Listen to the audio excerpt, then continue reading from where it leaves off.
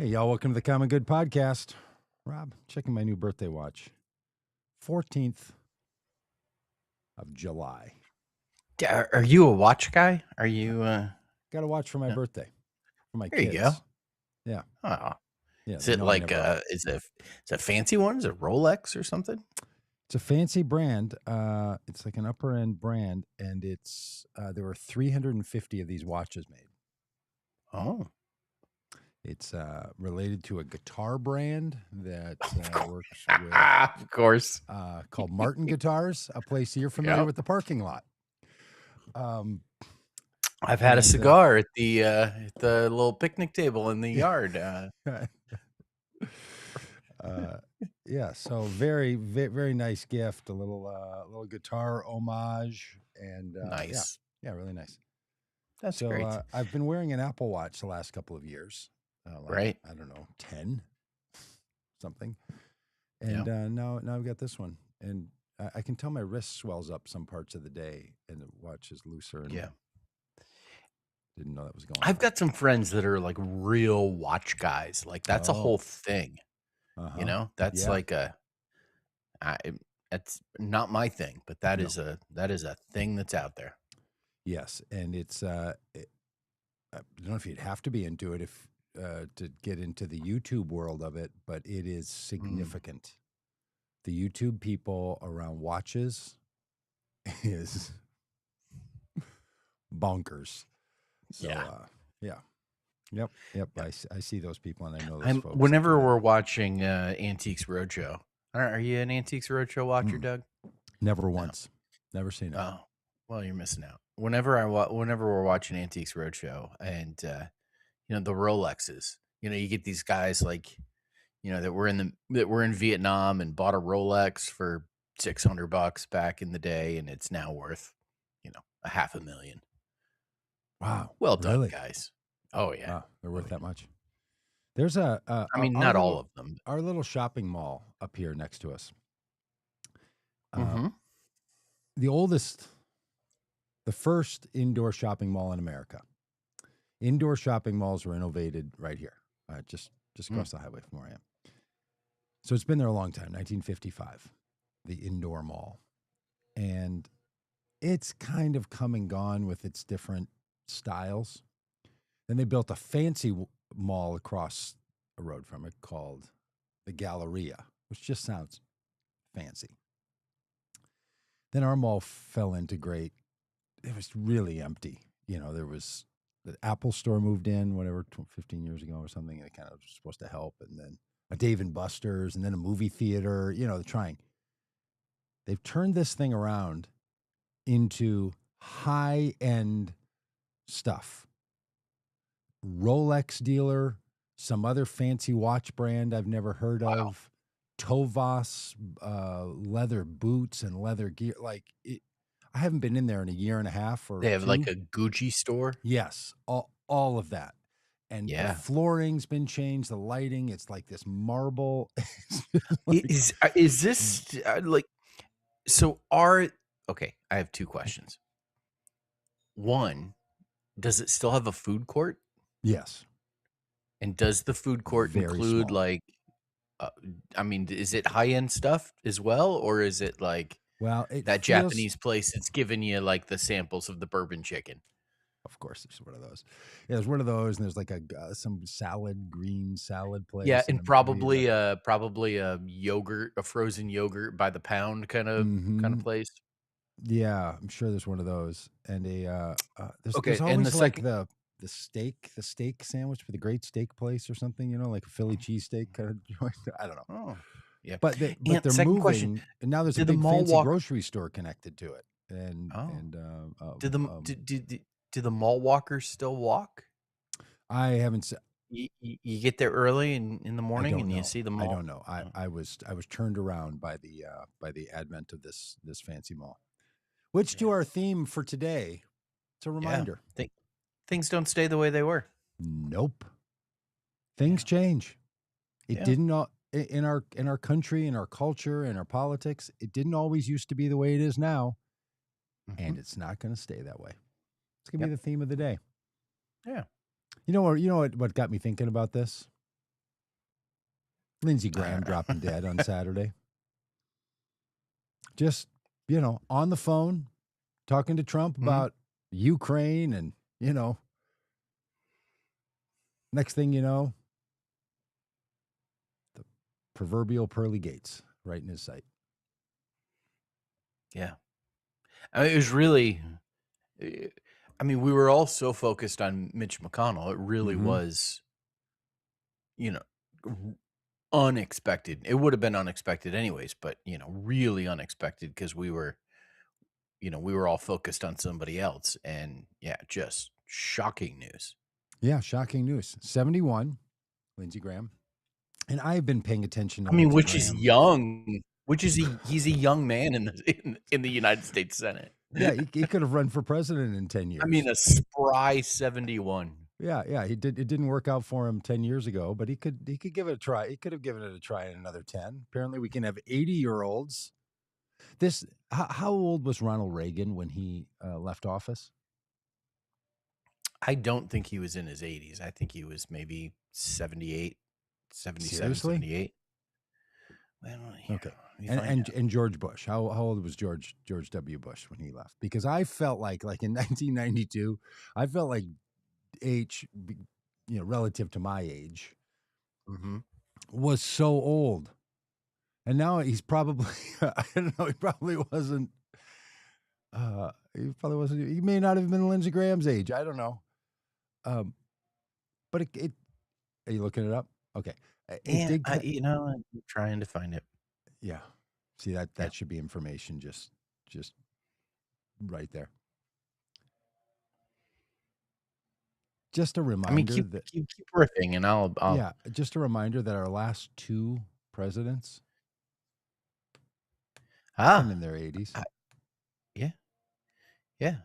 Ronald Reagan was a shockingly old 77 and 349 days when he completed his second. Yeah, just shy of 78. 78. Trump is 80. Biden was 81. Mitch McConnell's 84. Okay, I'm looking at the eight oldest presidents in U.S. history. What do we got? We got Biden, we got Trump, we got Reagan. Dwight Eisenhower was 70 when he left office. Okay. Andrew Jackson was 69 when he left office. Okay, so how old is H.W. Bush? Because this has been killing James Buchanan was 69. Harry Truman was 68. George H.W. Bush was 68. 68. Yeah. Almost too young to be president at this point. Like that old joke that Reagan used against Mondale, age has become a thing in this campaign, and I'm not going to use my opponent's inexperience and youthfulness. Youth and inexperience. Yeah, it's so great. Yeah, what a great line. What a great line. Yeah.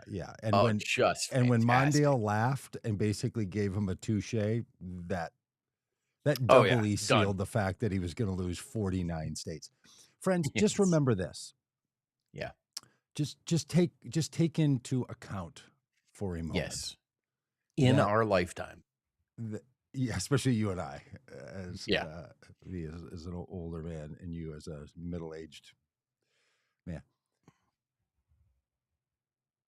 Richard Nixon left office to avoid impeachment in 1974, 1973.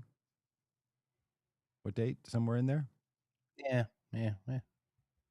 Sorry, I'm not a Nixon historian, but 73, 74. 10 years later, or 11 years later, the Republicans had figured out the problem, ran an election in 1984 in which the Republican candidate, bearing the badge of the party that had a president so bad that he left office to avoid impeachment, and a phrase that I cannot wait to use was uttered, "This national nightmare is finally over." 10 years later, Ronald Reagan, in the Electoral College, won 49 states. 49 states. All of them. As Donald Trump would say, he won all the swing states. he he made every state a swing state and then won them all, except one. The good patriots of Minnesota, where the rebel loon flies high. One state did Walter Mondale win. His home state.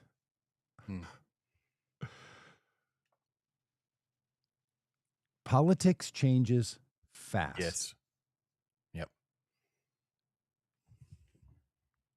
Democrats had a real shellacking handed to them in 2004 during the Iraq War. John Kerry was the candidate. Didn't go well. Shouldn't have gone well. They ran a bad campaign. And then 2008, Barack Obama came in and just tore it up. And 8 years later, the country said Trump. These things change, friends. It's going to be okay. Not everyone's going to be okay, but the time is ticking, and the ticker doesn't have a lot left in it. Yeah. Now, I don't know how long Don's going to live, but I do know how long he's going to be president. Until noon on the 20th of January, 2029. Or sooner. Yeah. That's it. We can see the end from here. And that end for the MAGA movement, it is chomping at their heels. Like, this guy has lost all the people. I know that all the Republicans are going to stick with him. You know why the Republicans are going to stick with him? Because voters who want to vote for Republicans activate in elections. That's why. And you have a very hard time winning if you stand against Trump as a Republican. So we need to make all those Republicans sit in their own corner, devour each other up, and move on as a country. And it is coming. Do you know a guy? There was a book out big in the emerging church world. So back in the late 90s, early 2000s. Are you about to cite one of your own books? Because that would be amazing. I can't remember the name of it. Maybe it was A Christianity Worth Believing by Doug Pagitt. It was a philosophy of science book. Fish. Somebody Fish was the author. And he was talking about postmodern shifts and lots of stuff that was interesting to me at the time. But one of the points that he made in the book, speaking about science and development in science, he said,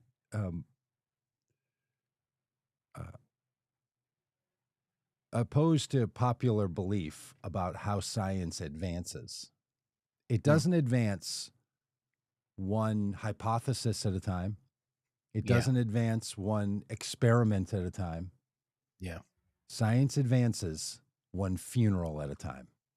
He said, when the people with the power who are telling everybody else what we have to think and believe die, then science changes. Yeah. It was profound. That reminds me of one of the favorite things one of my mentors used to say. Dr. Rembert Bird Carter, just amazing man. Wow. And what a name. Say the name again. Oh, yeah. Dr. Rembert Bird Carter. Ooh. Yeah. And Bird was spelled with a Y, Dr. Carter, he used to say, in referencing the biblical story of the children of Israel entering the promised land, he used to say, sometimes Aaron has to die before the people can go forward. And, in the biblical story, Moses had passed away, unable to enter the promised land, and the people were continuing to wander. And the text says that when Aaron died, the people entered the promised land. Oh, nice. Moses's brother. And yeah, it's basically that thing of like the old guard has to get out of the way Yep. For and and so I mean, let let's talk about Lindsey Graham for a little bit. Uh, I thought, Doug, your commentary on not being glad that Lindsey Graham has died, but being glad that he's no longer a United States senator. Hmm. I found that really helpful, and I Oh, hope I good. hope other people did too. Um, because there is a sense of like, here's a person who has done a lot of harm in holding the positions that he's had and having the power that he's had. He has done a lot of harm. He's hurt people. Um, and probably because of his influence and his leadership, uh, I don't think it's a stretch to say even that people have died.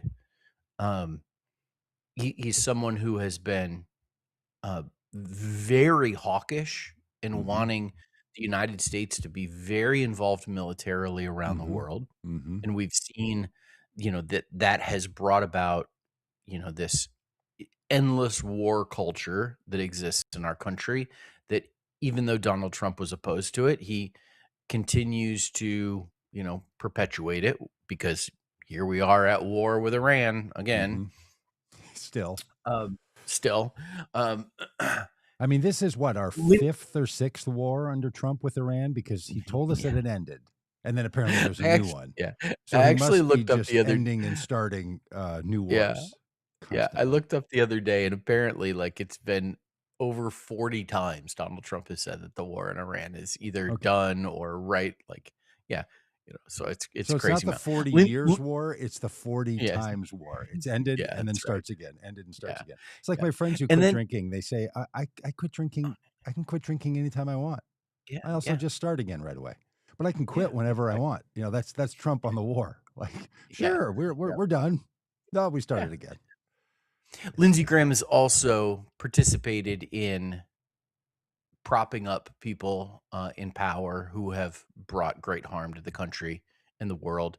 Donald Trump being one, Supreme Court justices. He's participated in the passing of legislation that has greatly harmed people's lives. Lindsey Graham is someone who has really, like, the legacy of his time in the United States Senate is going to be one that I think hmm. history is going to judge as, here's somebody who did a lot of harm. Yep. Yeah, look, by some And it's people's good to have it. measurement, and It's other people are good. going to say Yeah. he's exactly what we wanted and we wanted more of it. Yeah. Funny Yeah. enough, the hardcore MAGA people Yeah. Don't like him. don't like Lindsey Graham. The Yeah. hardcore MAGA people hate Mitch McConnell. Hmm. Two guys who are going to, Yeah. Yeah. be leaving Yeah. the Senate. One maybe by And his term running yes. out, and the other Yeah. one by his term running out, if you know what I'm saying. Yeah. So, like the spectrum, uh, uh, where you find yourself as to who you find tolerable, you'll find a lot of MAGA people who are also really glad Lindsey Graham is gone because now the governor of South Carolina can put in a real American. Yeah, I mean this is the thing. Lindsey Our Graham's country, sister. your country, their country. This whole thing just continues to embroil us. Hmm. Yeah. Yeah. And, at the same time that we say all of this critical stuff about Lindsey Graham, we also recognize here's a human being. Yeah. Here's a human being with, with hopes and dreams. And I'd be willing to bet really complex feelings about the world that he was living in. And, someone who, I believe as a Christian, made in the image of God, carrying, the spark of the divine within himself, and also someone who, I brought about great harm in the Yeah. world. As And people so, do.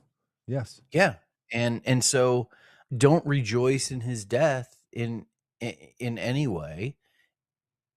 And, well, hopefully whoever replaces him, his sister temporarily, and then, fingers crossed, Dr. Annie Andrews, one of our friends and guest Yes. on this show and Yeah. candidate for common good.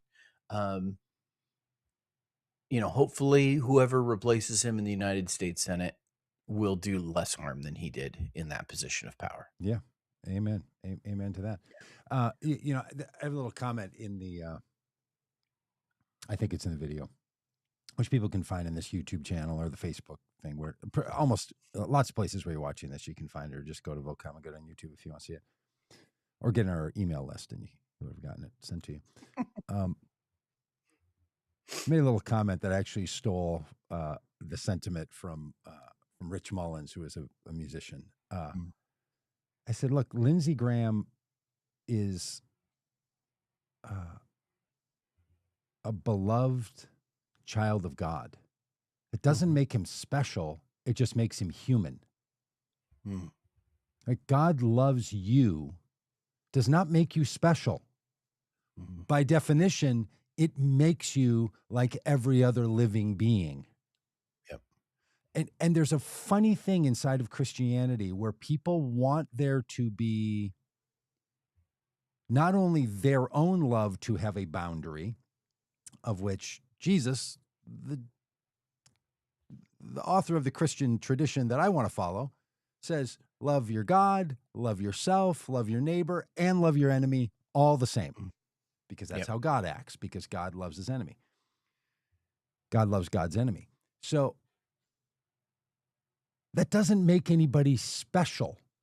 And it's funny how people are like, on that video, they would say things like, well, isn't this like, hate the sin and love the sinner? And I'm like, it's literally the opposite of that.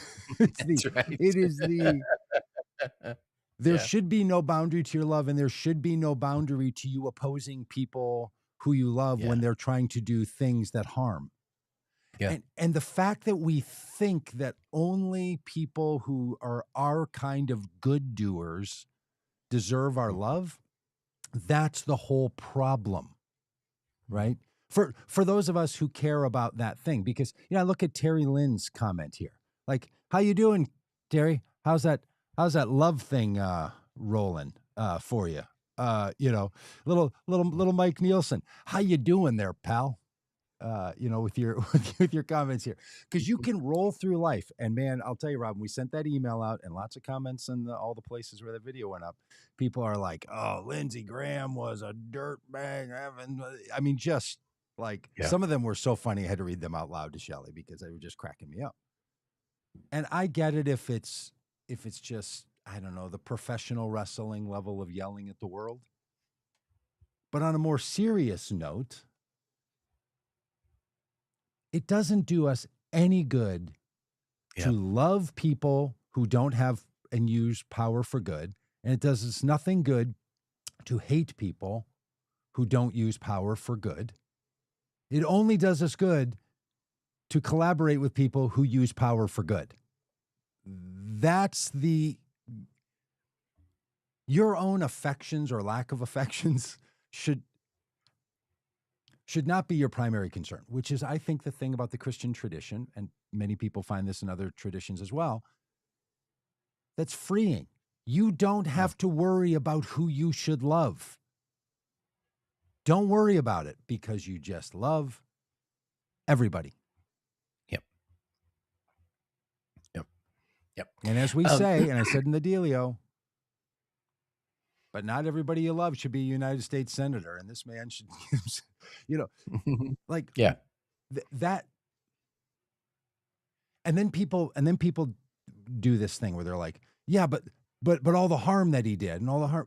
Yes, those are two separate things. So let's put him in a position where we don't have to care what Lindsey Graham thinks.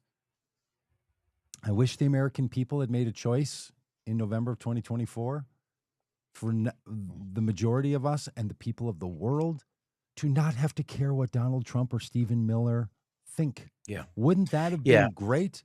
Just let the man go off and think his thinks, because we wouldn't have to care if he wasn't the president, if he wasn't a senator, if he wasn't a representative, if he wasn't somebody in power.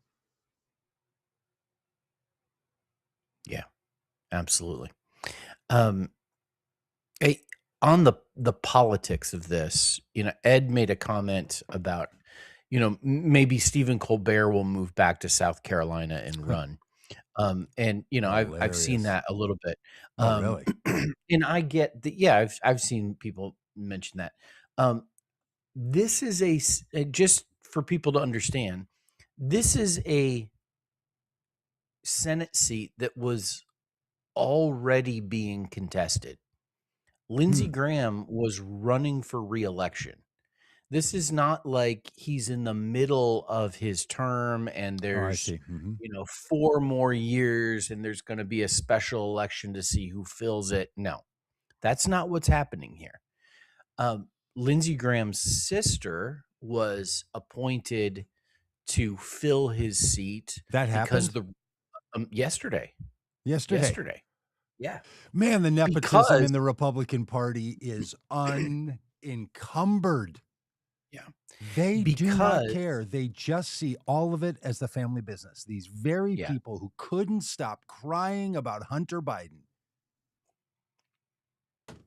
Lindsey Graham's sister was appointed to fill out the rest of his term. She will be the senator, now the junior senator from the great state of South Carolina, until January of 2027.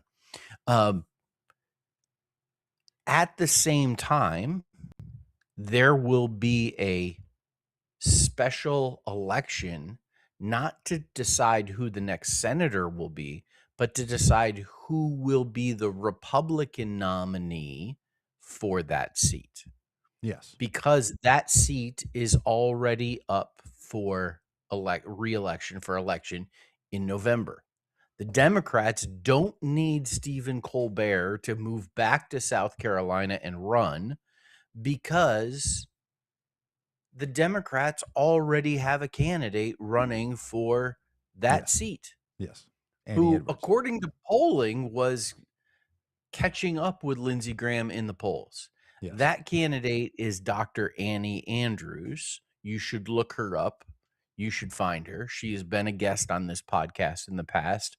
She has been a candidate for Common Good. She is fantastic. And we don't need Stephen Colbert. This celebrity obsession thing is that exists is, it's part of how it got us Donald Trump. Yes, it is. I was going to say. And yeah, and jumps the Democrats don't need to recreate it. We don't need Stephen Colbert to do this. What we need is everybody to get behind Annie Andrews and let's go. Let's go. That's great. That's a great point. Yeah. Yeah. All right. All right. Okay, Are we done with Lindsey Graham. old Lindsey Graham and the pending? Yeah. Now, Doug, I want to ask you a question. Pray tell. Is the picture AI generated or somehow photoshopped? No, I think it really is Mitch. You were talking about Mitch McConnell sitting with his wife with the newspaper. Yeah. Yeah. No, if they were going to do such a thing, they would have made a better version than that. The man's alive. Did he look better than you expected? I had no expectations about how an 84-year-old man in the hospital looks. Yeah, could not care any less. At some point, somebody had a great comment, which was something like, when an infirmed Republican, can still hold their Senate seat, it tells us a lot about the nature of the Republican Party, which I think is pretty true and pretty accurate. Yeah, look, in my view, Mitch McConnell is alive. Mitch McConnell is not running for re-election. He, too, is not going to be a senator. Graham Plattner is not going to be a senator. Yay. Now, I've already forgotten the name of the guy who's not going to be the governor of California. Gavin Newsom? No. The guy who was running, yeah. And Gavin Newsom is not going to be the governor. No, the congressman who was running had to drop out of the race because of his own sexual misconduct. Yeah. Yep. every once in a while you have a chance to sort of reset. And there's some really great candidates running. Robb Ryerse, he's one of them. Annie Andrews is one of them. There's people all over the country who are great folks that should be elected to these seats.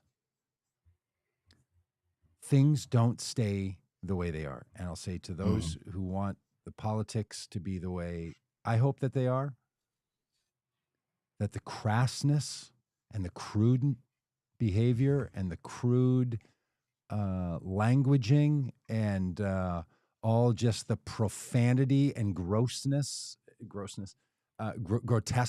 of people that pop onto our live streams and say stuff. And you could say, oh, that's just because people are on the internet and they say, no. These people, I mean, they do it all the time. But I'll tell you, I know people in my life who see politics the way I do, who really struggle with how much they despise the people in political power. Yeah. And it's very hard to separate that from the people that, from the person. It is hard. And I am in no way suggesting we do this to let somebody off the hook, to minimize the impact. It's just don't spend your time and energy there. It erodes you. It erodes your care. It's a fake high, right? It's a sugar boost when you're really tired, right? It's, hey, let me grab a donut and sort of, perk up in the middle of the day, because you hit your system with a little bit of sugar and some fat. It's pretty great, and you get a little boost. But that's not how your system is designed to work. And all of the rage, and frankly, Democrats, all the constancy of the Republicans will always be the people in power because they've cheated the system. Like, I don't know, at some point, we just have to stop with the system is rigged and the system is broken and just win elections, for the love. Because simultaneously we complain about the guy who says that the election was stolen, and then we all kick into the elections were rigged and were stolen, and we're not going to get a fair crack. And I just, it makes my brain just okay. Speaking of which, let's talk about Doug, you've heard the news that Donald Trump is going to give an address to the nation on Thursday evening. Have you heard this news? I heard that he's going to be blabbing again. Yeah. There was some speculation that this was, related to the, reignited war with Iran, and something related to that. And then there was news reports yesterday from sources within the White House that the plan for Donald Trump's speech to the nation on Thursday evening at 9 p.m.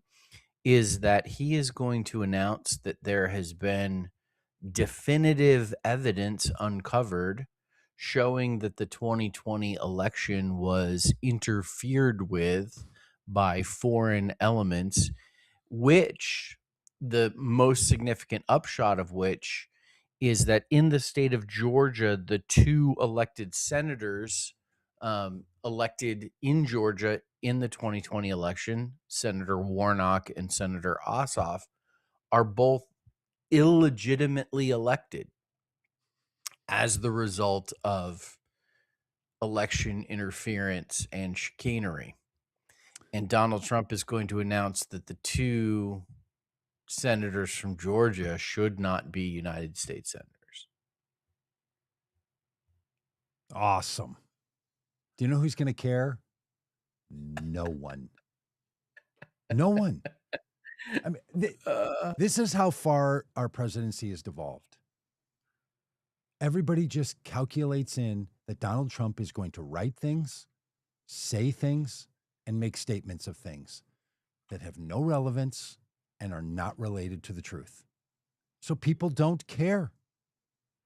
I mean, at like every level, like internationally, investors, nobody cares what he says. There was an election that a big investigation went into and showed that foreign adversaries to the United States did work toward an outcome in a presidential election. And it was Russia pulling for Donald Trump. There was a whole investigation. There's a whole Mueller report on this. Yeah. And nobody cares. Nobody in the think country actually cared that Russia was involved in getting Donald Trump elected.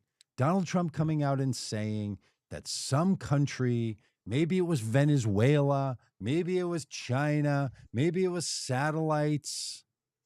Nobody's going to care because these are the babblings of a madman. Yeah.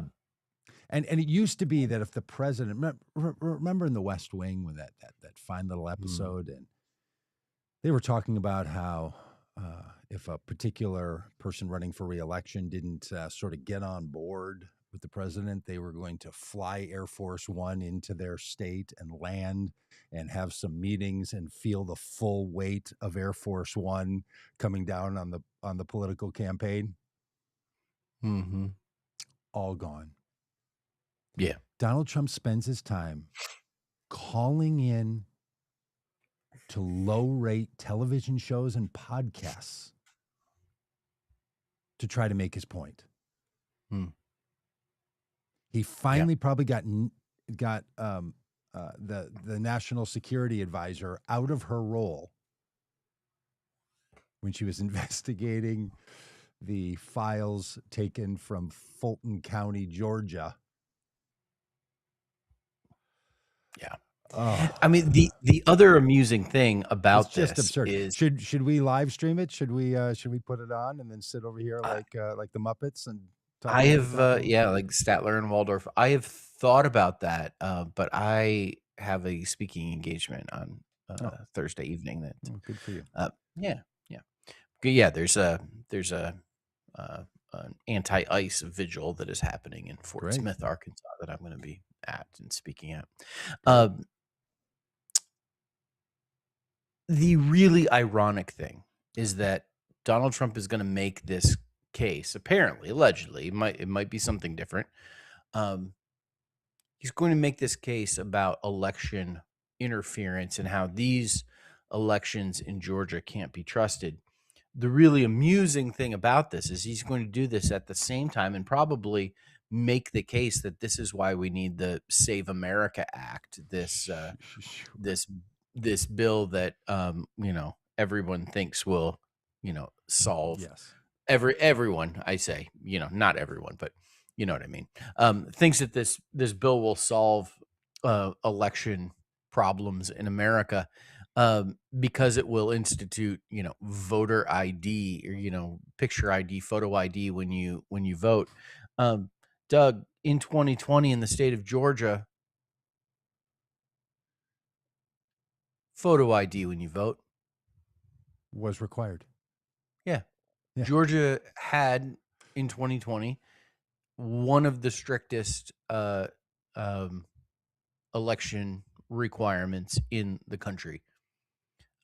So that's when you vote in person, and then on mail-in ballots there was a signature verification that took place in 2020. Then in 2021 they passed a law adding the photo ID to even the mail-in ballots, which you have to So anyways, all this to say, if there was election shenanigans happening in Georgia that produced Senator Warnock and Senator Ossoff, those shenanigans happened in the midst of photo ID at voting. The very thing that the SAVE Act says is going to, save American democracy. Ridiculous. But that kind of recognition, that kind of hey, let's connect the dots here. That's not something that this president typically does. No. And because the rest of the system, journalists, political parties, citizens, don't want to normalize Donald Trump's behavior. Yeah. We tend to just act as if everything is normal. Oh, a president is saying some things. We should then pay attention and respond. The hard thing for the whole system is to just set aside the fact that he's calling a primetime press event, because we've heard him so many times do primetime press events, and they're full of misinformation, ramblings, and nonsense. Yeah. Because this administration is reckless and dangerous and full of nonsense. Yeah. So I am glad, Yeah. frankly, I am very glad he is going to do this. I think every chance we have for this guy to be out there pitching his election interference in 2020, when he was the president, Republicans were in charge of the elections in Georgia, he should be out there pitching why on his watch that happened.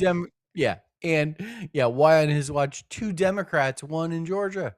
And why, when he was not president, there were fair elections that allowed him to be elected. Yep. Exactly. Why is that? Why, when Barack Obama and Joe Biden were president, did we have fair elections? And why, when you were president, did we have corruption in our elections? Now, wouldn't that be a fun question for anybody in the press to ask? Yeah. Where is the corruption possibly coming from? Mm-hmm. Well, inside the house, apparently. Yep. Where it is. Yep. Oh, this man, he's just so absurd. Yeah. Doug, the violence on American streets perpetrated by agents of the federal government continues.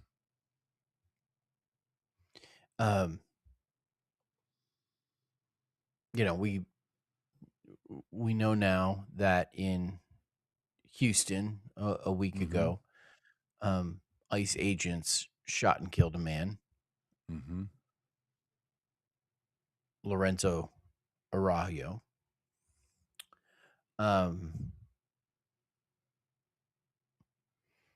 We know that yesterday in Bidford, Maine, ICE agents shot and killed a man, Joan Sebastian Guerrero. In Memphis, the National Guard sent there to Memphis to keep people safe, allegedly, by the President of the United States, have now killed 2 men. Yep.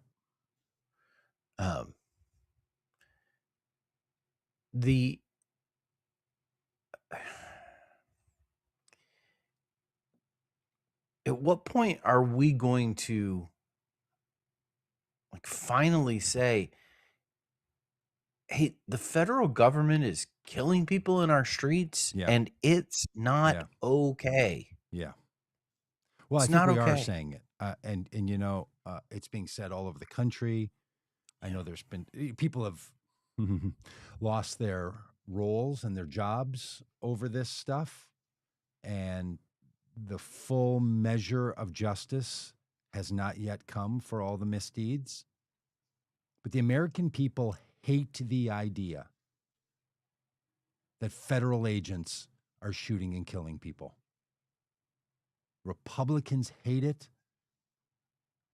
Independents hate it. Democrats probably mostly hate it. It is terrible. Yeah. And I want to just, make an observation that you can go back and look at, and I've got the Wikipedia page pulled up. You can go back and look. There's pretty consistently several ICE or CBP, the Customs and Border Patrol Agency, pretty consistently and this is an amazing sentence to say. There's pretty consistently several shootings per month happening in the United States. Police shootings, you mean? Law enforcement No, shootings? shootings by ICE agents or ICE agents. CBP Okay. agents. Uh-huh. And then from February until June 15th, there's only one that happens in April. Mm. There's a long break.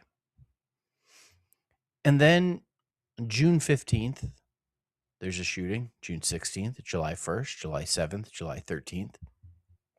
And we're back at the rate where the shootings were happening before, very frequently. Yep. Do you know what was happening between February 22nd and June 15th? I do.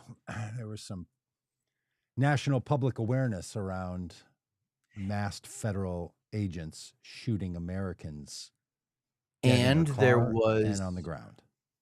and as a part of that, there was a pretty significant legislative fight over the ICE budget.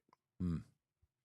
It was almost as if it's like, hey guys, dial it back until we get our budget. Do you know when the budget was passed? The $70 billion budget that funds ICE through the rest of Donald Trump's term as president?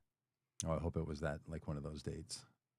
It was on June 9th, signed into law a couple of days later, and a couple of days after that, the shootings resume.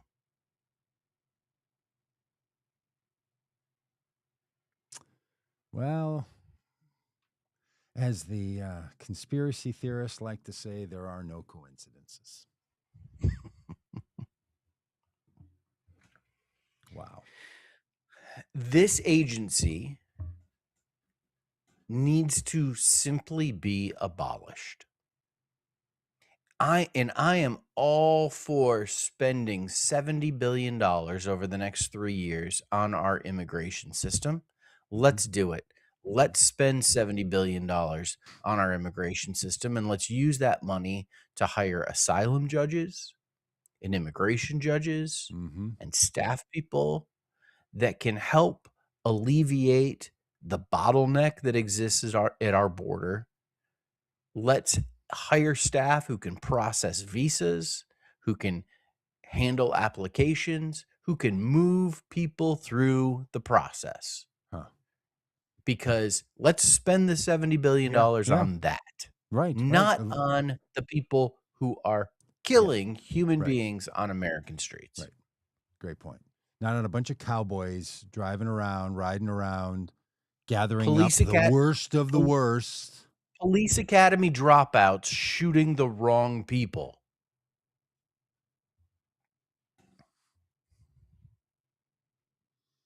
I'd like to just comment on Ken's post here. Here's what Ken Snowden writes. Doug's got the Alan Alda look going. I get that a lot, especially from Korean women, by the way. Oh. Trump saved the U.S. from left woke DEI idiot ideology. Same crap the UK, Australia, and Canada are going through. Countries overseas have had enough of this censorship, crime, and chaos. Serious question, Ken. Has there ever been an administration that has censored the American people more than this one? People losing their jobs because they said something about another citizen being killed by another citizen. Government agents being told that they cannot speak about federal agents killing American citizens.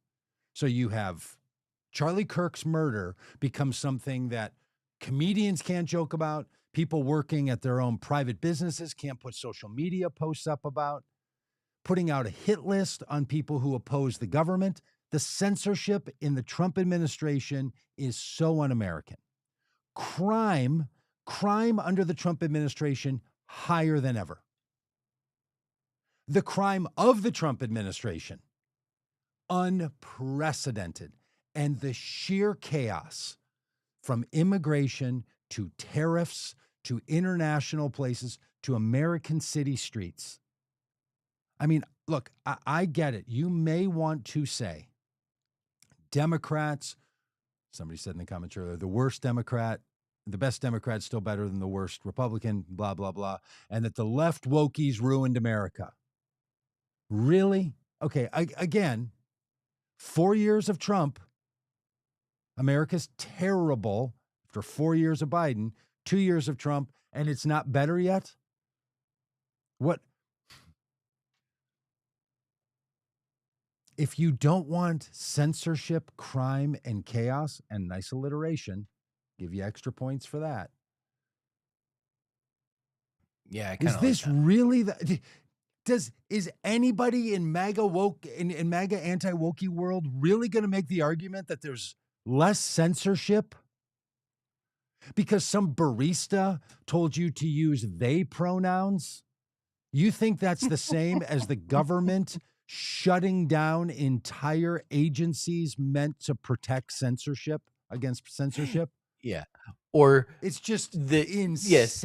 Or the federal government subpoenaing and charging reporters who report on things that they don't like. Google it, Doug. Google it. Ken just says Google it. Yeah, Google what woke means. Well, Google it. Google I've done my own research on this.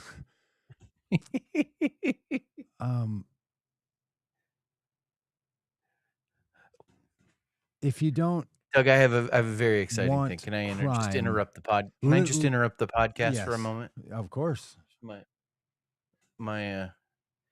child has brought me a freshly baked homemade chocolate chip cookie with a thumb in the background. With a thumb. So, do you want to be on the podcast for a second? What is it? That's got to get. Hello. Here, bend down a little bit so we can see your face. There you are. Hey, brought that chocolate chip she's cookie. Real. She's real. All right. Okay, sorry. Yeah, just a little. I'm gonna mute myself while You're I gonna get a cookie for yeah. I mean, don't wait. Eat that cookie right now. Eat that cookie during the podcast. Here we go. If you don't want crime in America, don't elect a felon to be the president. And if you think that's not a real crime, and you have in your mind the immigrant crime that's happened, I would like to suggest to you that we don't call things crimes that are in your imagination, and we do call things crime when someone has been convicted by a jury of their peers. Now, you might join the rest of us and say that the justice system doesn't always act in fair and equitable ways. Do you know who can't make the argument that our judicial system is not equitable? Billionaire white guys.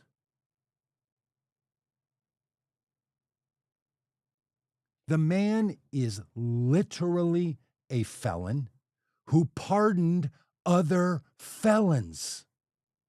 And you want to talk about crime? Inflation is up, crime is up, confidence in the country is down, tariffs are up, and people are struggling.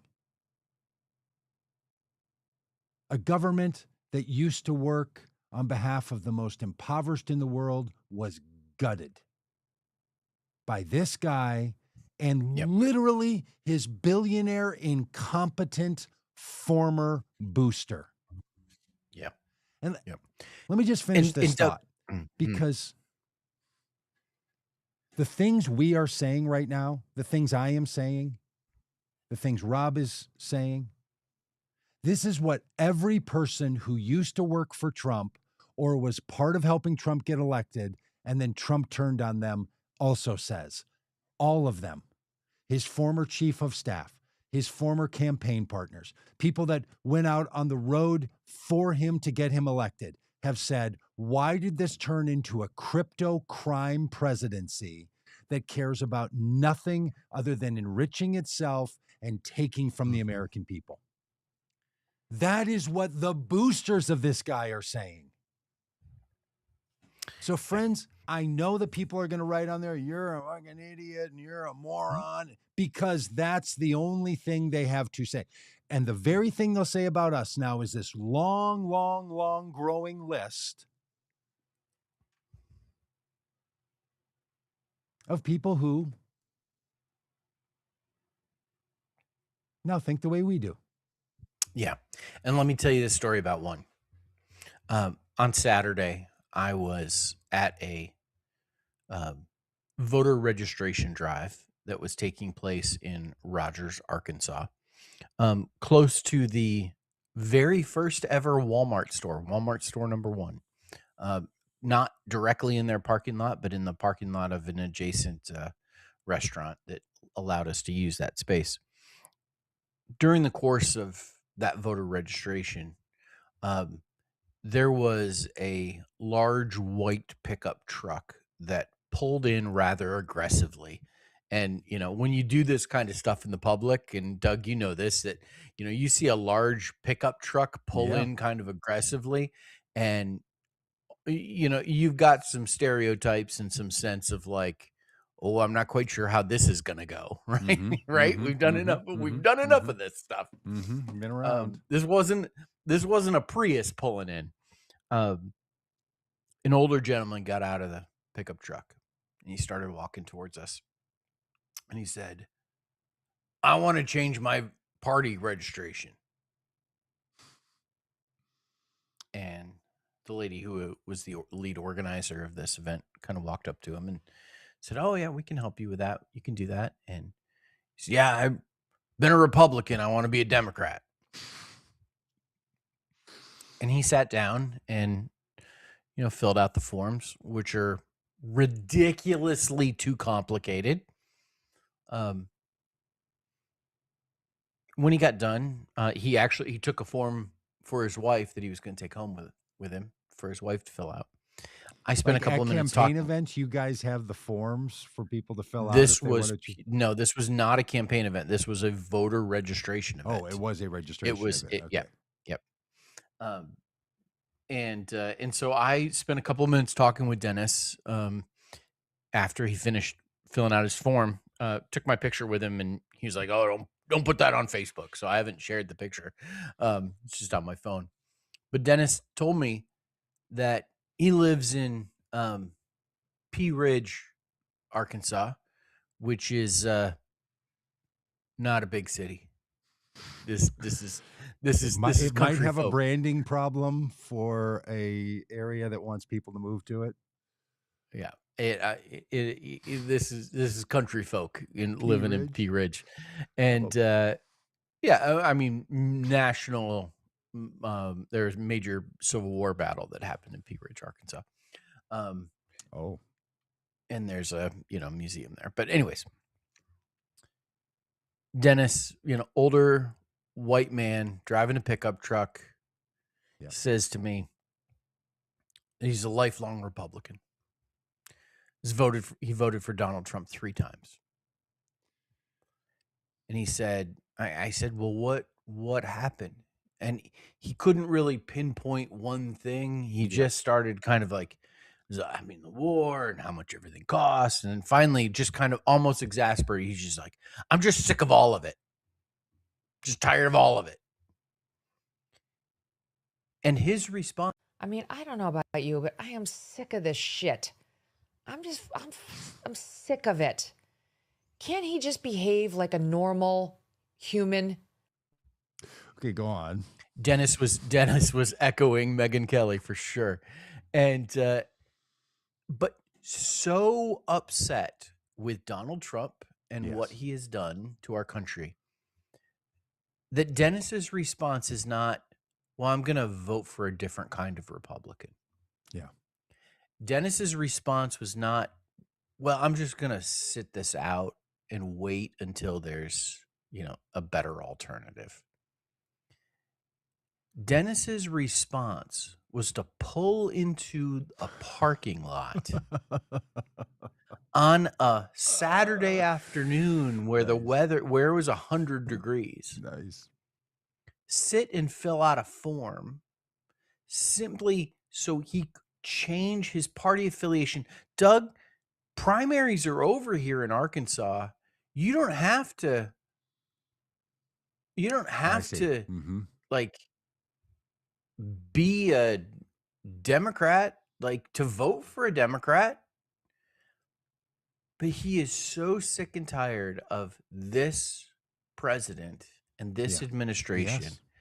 that he is willing to change his political party. That was his, kind of, standing on the desk moment saying, I got to do this.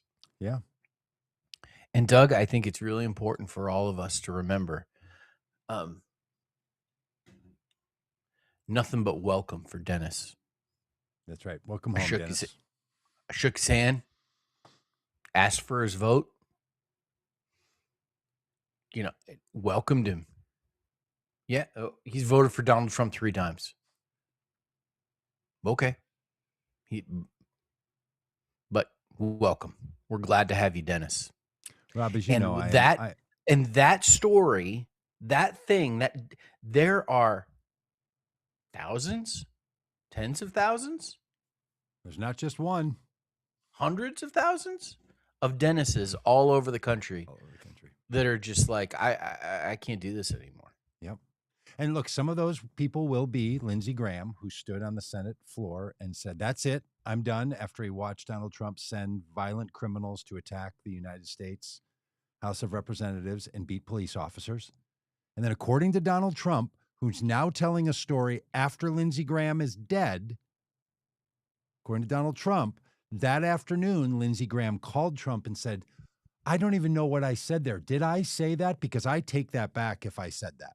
This is Trump on television the day of, within 24 hours of Lindsey Graham's death. So, and then became another booster of Trump. So people can recant their, I'm tired of this, I'm sick of it, but not everybody. Rob, I want to give a solid Bruce Springsteen quote whenever possible. Oh, 100%. And to enlist a good Bible passage in the common goodery.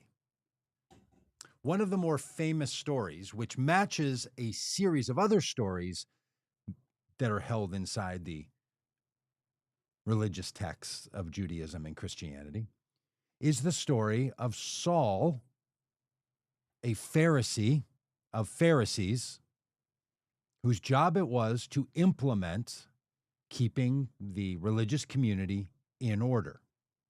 And if people were to violate religious law, he would go and arrest them, punish them, or even execute them. And so he had done that with someone named Stephen in Jerusalem, a Jewish convert to following Jesus, and was now proclaiming Jesus to be Lord. And there were lots of cultural reasons, political reasons, religious reasons. They wanted to keep the faith inside of a set of boundaries. That Saul was then making a move to go to another town called Damascus. And while, quote, on the road to Damascus, he had a vision, a voice, an encounter that struck him blind until later he could see, which we would now call woke up.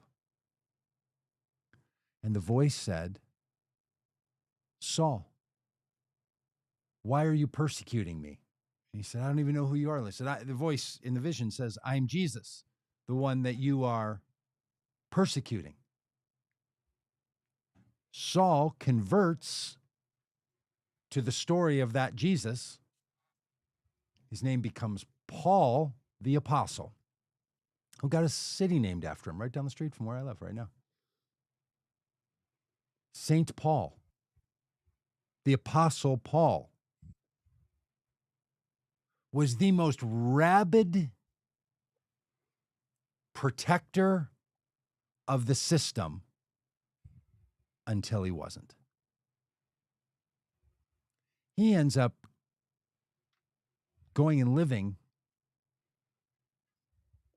with a tanner, a person whose job it was to tan hides. A Jew of good character and a religious leader would not be around, consort with people who were dealing with forbidden animals in the Jewish diet, including pigs, from which hides were coming, pig skin. He lived with the guy for a long time, a decade, and then came out as the Apostle Paul. You could almost say a guy was going from Pea Ridge, on the road from Pea Ridge, and something had happened in his mind. He had a vision. He saw things. He heard things. Reality became a little more in sight. And he said, how do I move in with the tanner? I mean, these metaphors exist because they are all the time. I don't know every tradition in the world. I know Christianity's religious tradition pretty well. Part of the reason I like the tradition, it's full of this stuff. Some people, God bless you, if you've only ever heard somebody retell the story in a way in which the divine is opposed to you and needed to kill his own son so that you could then be with him. I mean, that is so confusing. I don't know who would want into that story. Some rageful God that is so angry at you that he will kill his own son so that you can be with him because he loves you so much. I mean, this is a theology that's completely made up, by the way, completely made up. It's a version of atonement theory that is just from somebody who grew up with an alcoholic parent. I mean, there's real names, Augustine, Calvin, Luther. I mean, really disturbed people creating very disturbed theologies. But the text itself is full of stories of people who do the right thing and step into it and live into it. And so when these folks chide at you, chide at us, support Trump, give them a vision, let them hear a thing or two, give them some passion, and say to yourself, I wonder how far Damascus is from where you are right now.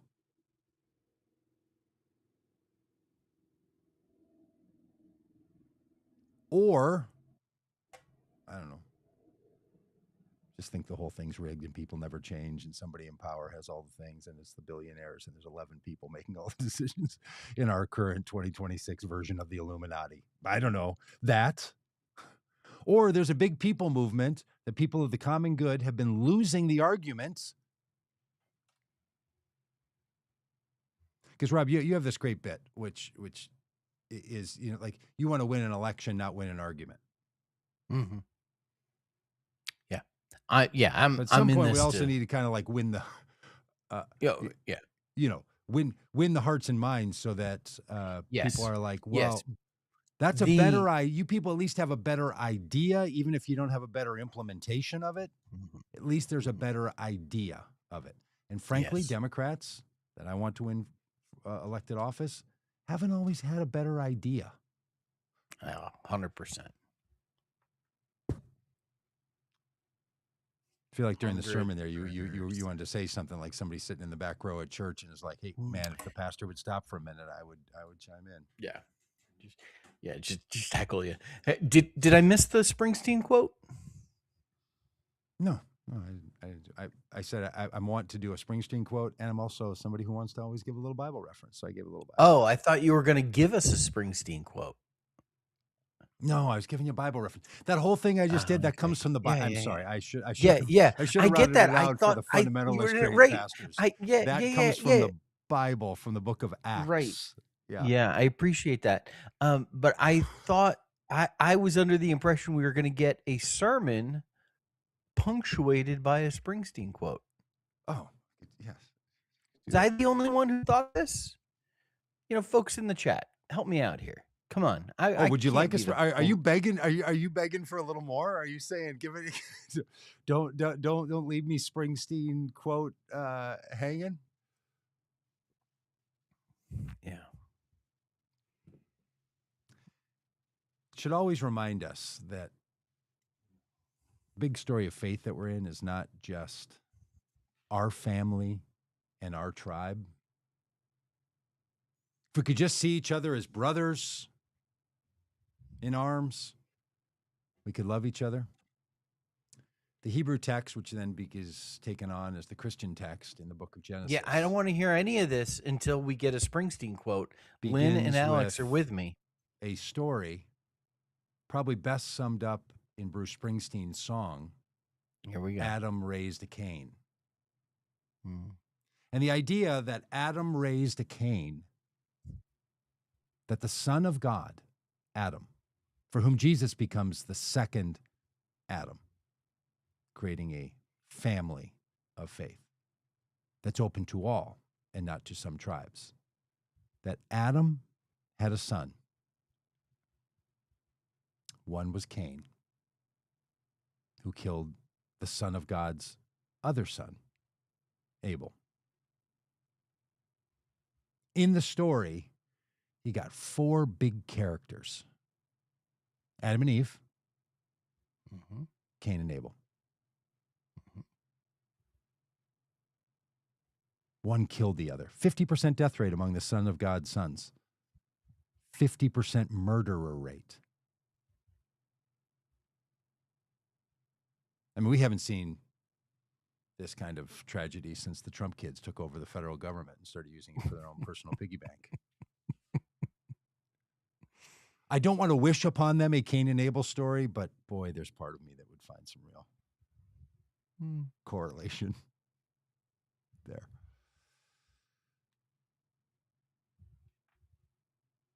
It ain't no sin to be glad you're alive, Rob. And we can live in a world in which we're glad to be alive. Yeah.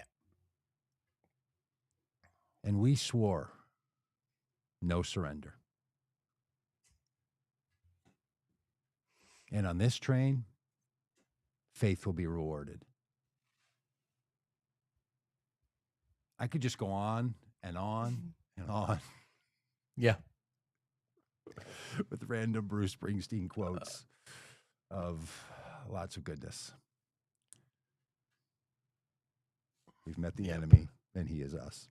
Look, I was chatting with some friends last night, and I used a line that I've been using a lot lately, where I'm like, look, do you know how we know that we can live with the enemy on any topic?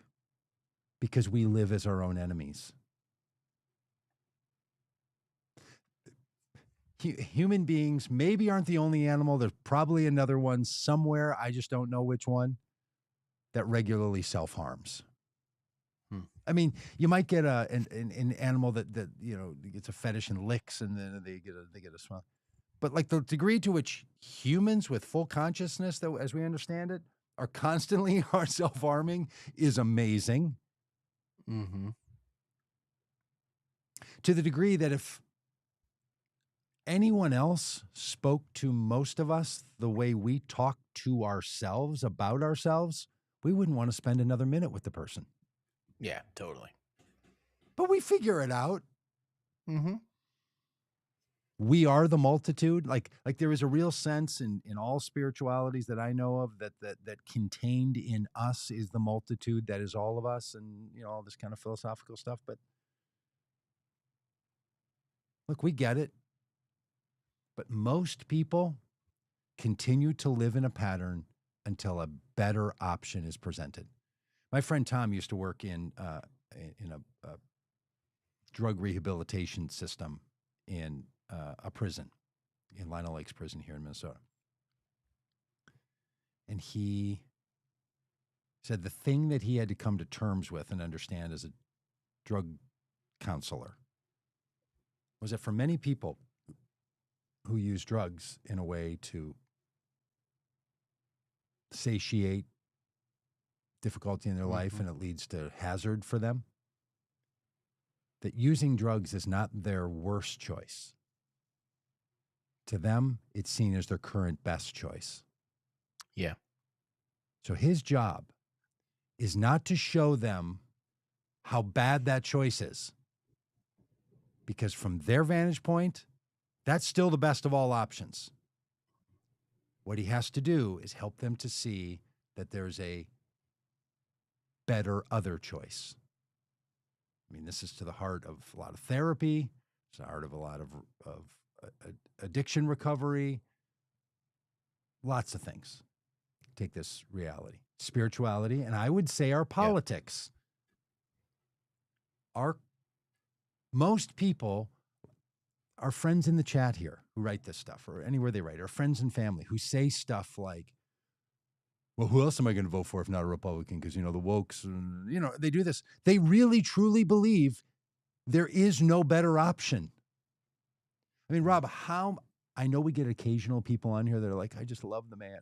Okay, fair enough. Like, look, who are we to tell somebody who to love? Honey, love the one you're with or whatever. I don't care. But when people feel that conflicted, well, who else am I going to vote for? A Democrat? That's a real condition they're in. I don't know who else I would vote for. What other option do I have? That's stuckness. That, by the way, theologically is what is called the manifestation of, trigger word coming, sin. The sin bit is that you are trapped and have no other options. That's why Jesus sets the prisoners free. That's why there's a Day of Atonement in Judaism. That's what all this is being freed up so you have other options. So helping people have other options is theologically the words we use for that, setting people free from their sin, from their trappedness, from their stuckness, from their I'm totally fuckness, right? That's the theological term. People need another option. They're on a road to Damascus. And Adam raised a Cain. They can't help it. There's no system righteous enough where you don't get people harming each other. And things change. Things change. Just because it's this way today doesn't mean it's going to be this way tomorrow. You never know what notification you're going to get on your phone. Edward puts in the chat, oh, Minneapolis, I hear your voice singing through the bloody mist. We take our stand for this land and the stranger in our midst. Here in our home, they killed and roamed in the winter of 26. You want a good Springsteen quote? Thanks for that, Edward. That's a good one.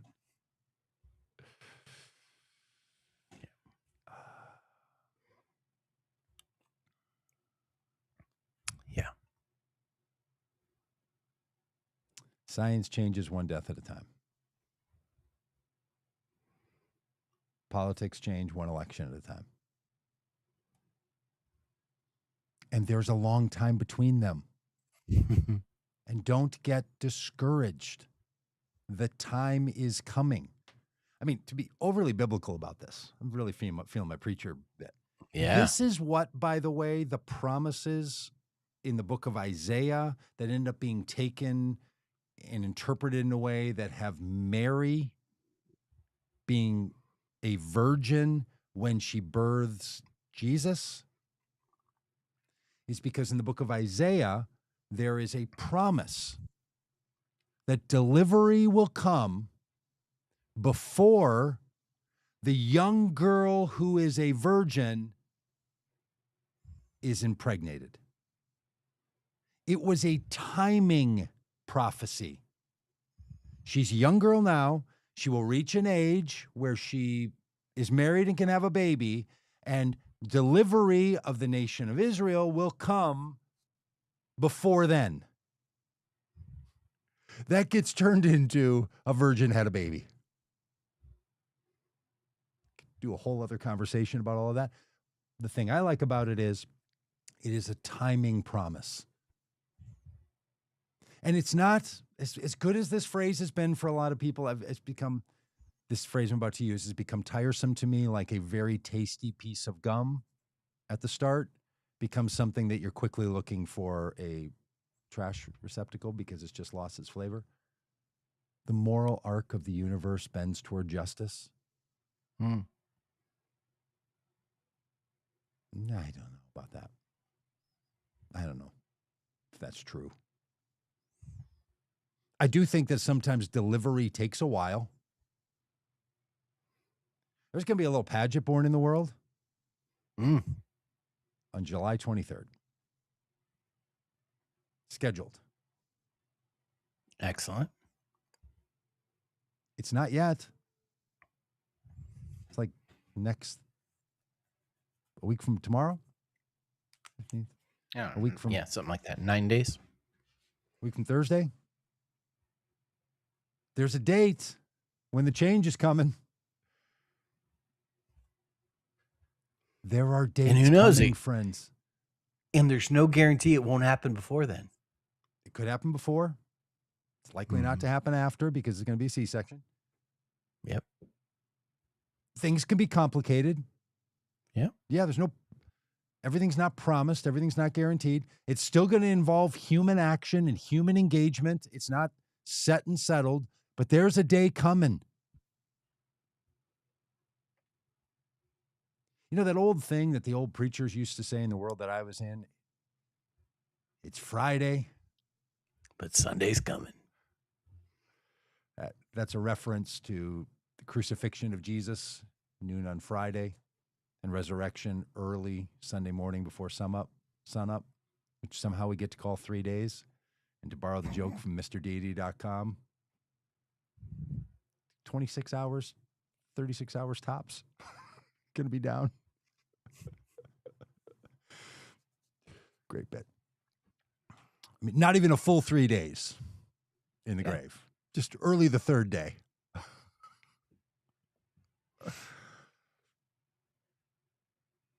Sunday's coming. Yeah. Or better yet, someday is a coming. Yeah. November 3rd, or maybe sooner. Or maybe sooner. Mm-hmm. Or we the people will keep making choices like we did before. And what moves the we? I think we do. Mm. I do think that that our friend Ken did make a point that was worth thinking about here. He says the same crap the UK, Australia, and Canada are going through. What is true, he's saying that the DEI wokeness of Democrats, which is hard. He's for people not like Rob and referencing I. He's not referencing the worldwide impact of Donald Trump's presidency, which is. Yeah, because you know what the world loves right now is the U.S., baby. This is really great for everybody because he's ended all the wars. The war in Ukraine is over. The war in Gaza is over. 40 different times he's ended the war in Iran that he started 41 times. Just what a guy. Really getting her done. And there was a global movement of anti-immigration, closing borders, and a pushback against inclusive policies all over the world. Yep. Not in every place equally, but all over the world. U.S. got caught up in that stuff too, and we'll fix it. Yep. Someday. Someday's a pretty good idea. All right, one last comment. AI viewers, streambo.com. I can miss off on a good spam. So great. All right. Hey, thanks, y'all. Lots of good Yep. comments in here. Hey, lots of things happen in the Vote Common Good world. Get on the email list, check the list. We're going to be asking you to wrap our bus. We're going to be asking you to we're going to make a book that goes along with our PBS documentary about the who's the we question that we raised on the ride. Yep. There's so much stuff going on. So and we're with us. working on raising on the Rob for Congress campaign. We're working on raising $10,000 for our field operations. So if you would like to donate, you can head over to robforcongress.com and Can smash that somebody donate button. fund the operation that's going to happen in Pea Ridge? Yeah, absolutely. I Yeah, think in let's Bluey, let's turn Pea Ridge into, seriously, blue territory. let's reach Dennis from Pea Ridge. I mean, that's gold, baby. Liquid gold, if you know what I'm saying. Pea Ridge, liquid gold. I think in the kids show Bluey. Do you know the show? Do you have the privilege of I know watching the this? show. I've never seen it. My kids are a little old for Bluey, but yeah. I get it. Rob, I will say to you with clear eyes and a pure heart, no one is too old for Bluey. Oh, okay. Just go watch an episode. They're like 7 minutes or 12 minutes. It's Toy Story level of great adult humor wrapped inside of kid stuff. It's Australian, and so it's Australian accent and phrases. And apparently one of them is peeing outside is called a weed pee or something, a weed pee or a tree. It's just great. Bluey, can we weed pee? It's just fabulous. I mean, truly, Bluey is just an international treasure at this point. In fact, in my fancy mall that we started talking about an hour and a half ago, there's an entire Bluey store in there. A Bluey store. Wow. A Bluey store. I bet they wouldn't mind if I went over there and shot a video. Oftentimes the people kick you out if you get your camera on and shooting videos. But I could probably pull one off in the Bluey store. It's just. They probably don't want you to do a weed pee in the Bluey store. They might let you. I don't know. There's probably a little urinal in there with a tree around it. Yeah. Okay. Yeah. So anybody you feeling down? You've already seen all the Ted Lasso you can watch. Just go watch an episode of Bluey. I think it's on PBS. I don't know. You find it. Look, if you found this, you find it. That should be a thing we say to the haters when they scream at us, like, "Who paid for the buzz and you wokies?" We should be like, maybe head on home and catch an episode of Bluey. We can turn it into a blue hat, vote Bluey thing. It's great. Bluey for president. That's very sweet. All right, thanks to all of you. Thanks for all the great comments. I don't hear that very often. I don't get a preach Doug comments. Permanent. What if you can put up permanent comments on the screen? There's got to be a way to put it there. Just leave it up there. All right. Talk to you later.